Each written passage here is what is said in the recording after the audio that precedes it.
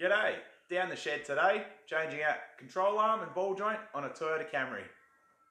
Tools for the job. You can get away with a couple of spanners, a 17mm and a 19mm, a small pry bar, breaker bar, ratchet, pair of side cutters, a hammer, couple of sockets, 17mm and 19mm again, and if you've got a rattle gun, a rattle gun makes it a little bit easier. What I'm going to start by doing is cracking all the mounting bolts. There's two at the front here for the front mount,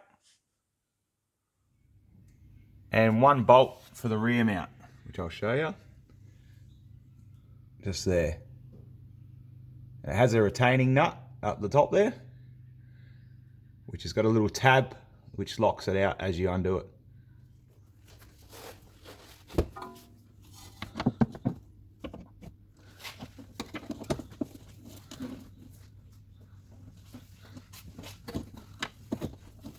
With all the main mounting bolts cracked off for now, I'm moving on to the ball joint.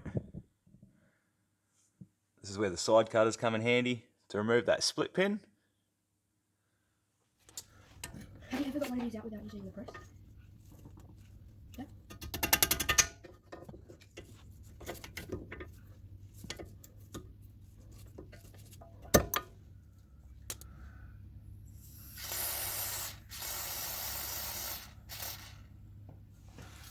With the 19mm spanner, you should be able to crack the ball joint nut.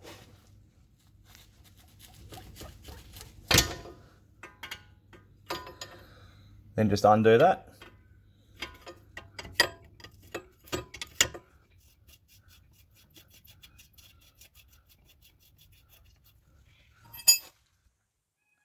Now you won't be able to get that nut all the way off because the drive shaft's in the way. But to release that ball joint, if you smack this decently with the hammer, right there, it should shock it enough to pop that ball joint out.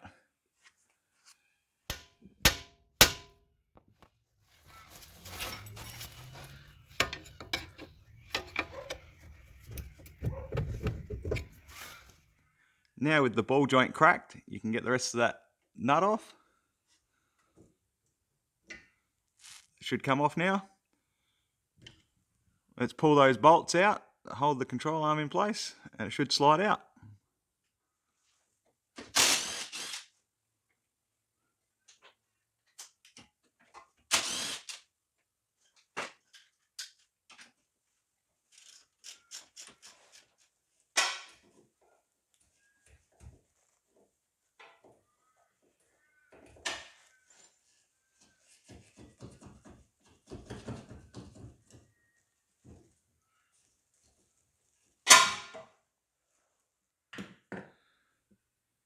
With the old arm removed, just need to remove this retaining bracket.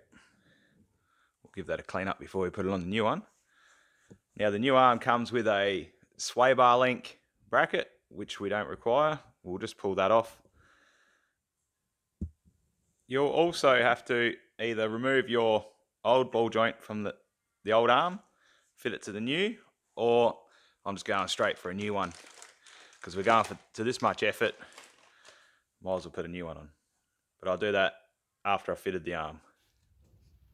Making sure the surfaces are clean, where you have to remount the arm. Put the rear mount in first. Slide the front one up.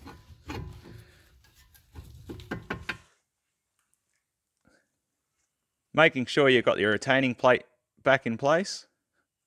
Reinstall your bolts.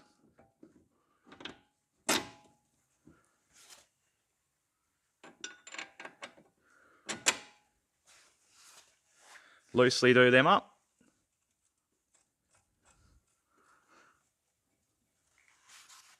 Now installing the rear bolt, this is the nut that sits on top of that plate. That's what I was talking about with that locking tab. So as you put the bolt in and try and tighten that up, it'll go around and lock up. That's a little bit tricky to get in place, but either use a spanner just to hold it in there and just start the bolt off, get it just started, and you should be able to send it from there.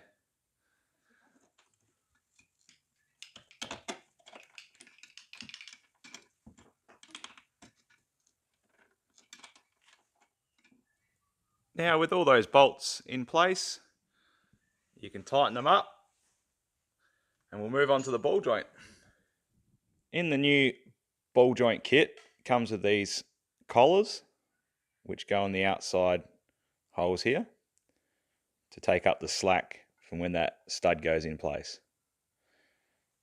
Just a heads up on that one. To fit the ball joint now, just hold that arm down, locate the joint, put the retaining bolt in just to hold it in place, fit one of those collets, make sure it's in place, fit the washer, retaining nut, and do the same on the other side. Now with the ball joint tightened up onto the control arm, it's just a matter of pushing down and trying to locate the hole. Now slowly bring it up. And once you get it to pop through, push it back down again, put the nut on.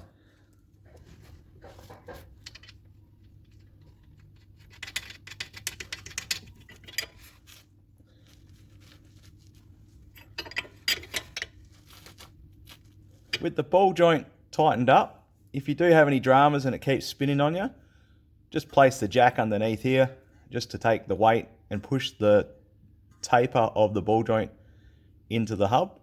Tighten up the nut so you can locate the retaining hole. Put the split pin through, then we'll bend that around. Thanks for watching. Hopefully this video helps you out. I'll put the part numbers for all the parts I used in the description. If there's any other tips we can give others, throw it in the comments. Anyway, take it easy.